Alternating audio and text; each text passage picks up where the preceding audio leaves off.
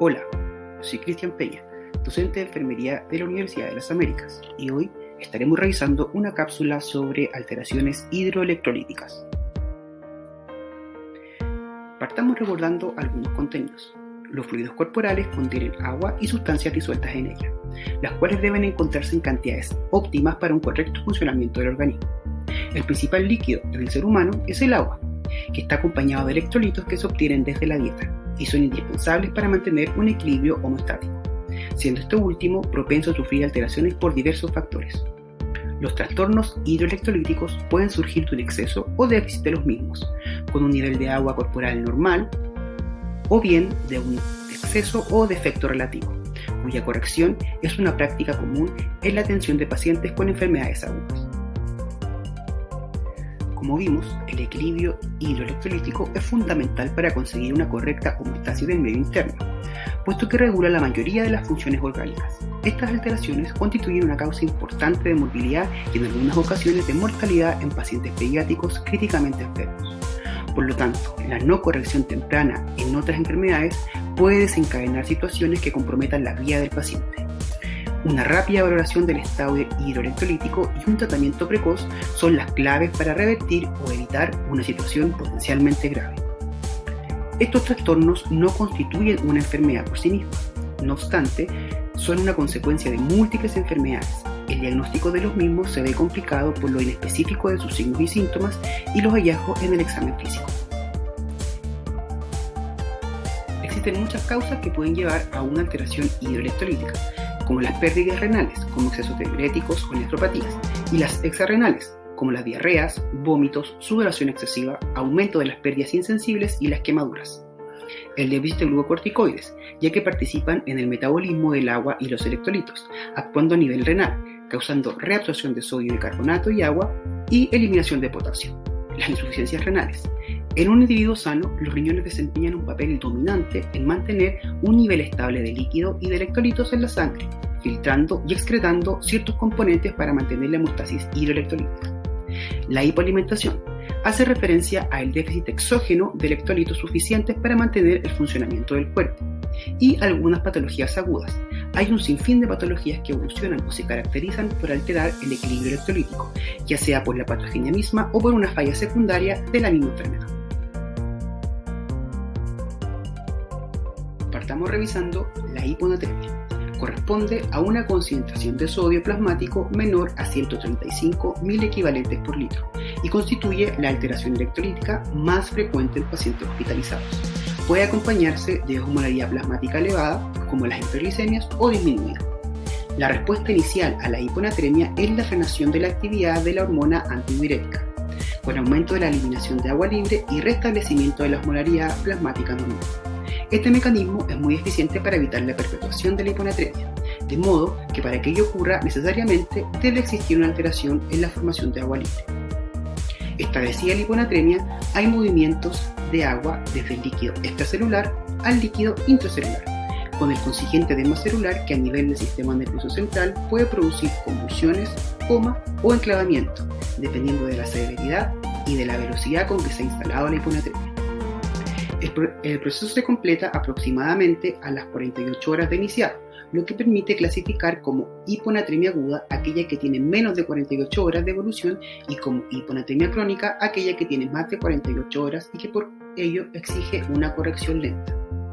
Los mecanismos para generar hiponatremia son dos: la pérdida de sodio y la ganancia de agua. Estudios clínicos y experimentales han demostrado que la corrección rápida de la hiponatremia es capaz de provocar serios daños neurológicos. Por ello, la recomendación es que la corrección de déficit de sodio no debiera ser mayor a 12 milequivalentes por litro por día. En cuanto a su presentación clínica, la hiponatremia puede presentarse como hipovolémica, normovolémica o hipervolémica. La hipovolémica generalmente es asociada a pérdidas renales y extrarrenales, en donde existe un déficit de agua. Las normovolémicas, en cambio, no existe alteración hídrica, sino que es asociada a procesos fisiopatológicos propios del niño, como el déficit de glucocorticoides, el síndrome de secreción inadecuada de la hormona antidiurética o incluso intoxicaciones por drogas o hipotiroidismo. Y la hipervolémica existe un edema o un exceso de líquido asociado a fallas renales transitorias o a síndromes nefróticos. Como dijimos previamente, los signos y síntomas de las alteraciones hidroelectrolíticas pueden ser muy inespecíficos. En el caso de la hiponatremia, se asocia a debilidad muscular, diarrea, náuseas y dolor muscular generalizado. Ahora revisaremos la hipernatremia. Cuando la concentración de sodio supera los 145 mil-equivalentes por litro, corresponde a una hipernatremia y por consiguiente a una hiperosmolaridad, dado que el sodio es el soluto más abundante en el líquido extracelular. La respuesta normal a la hipernatremia es un aumento de la liberación de la hormona antidiurética, con ahorro renal de agua y aparición de la sed, lo que restablece la osmolaridad a límites normales.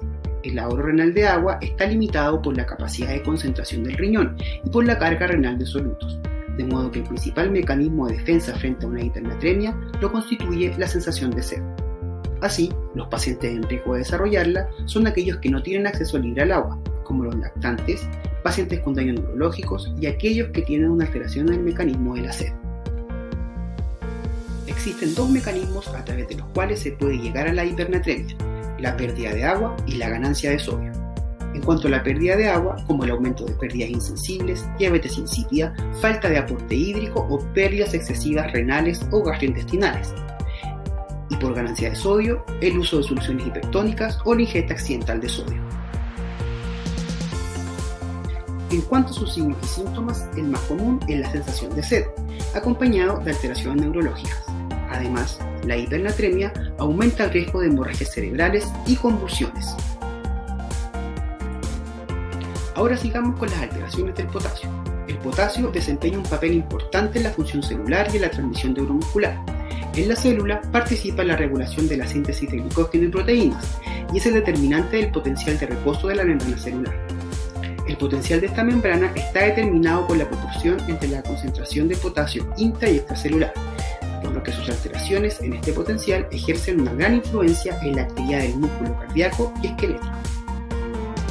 La hipocalemia es la concentración de potasio en el plasma menor a 3.5 mil-equivalentes por litro. Habitualmente se acompaña de disminución del potasio intracelular, por lo que es posible encontrar alteraciones en el metabolismo celular y en la estructura de algunos tejidos. En cuanto a los signos y síntomas de la hipocalemia, van a variar según su severidad. En los neuromusculares podemos encontrar debilidad muscular y parálisis, rabdomiólisis, necrosis y fibrosis muscular. En los signos cardiovasculares podemos encontrar depresión del segmento ST, disminución de amplitud o inversión de la onda T, ensanchamiento del QRS o resistencia a catecolaminas exógenas. En las renales podría haber nefropatía hipocalémica, disminución de la capacidad de concentración renal, aumento de la producción de amonio y estimulación de la renina y prostaglandina. En las manifestaciones metabólicas, alteración de la secreción de insulina y balance de nitrogenados. En las gastrointestinales podríamos encontrar anorexia, náuseas o vómitos.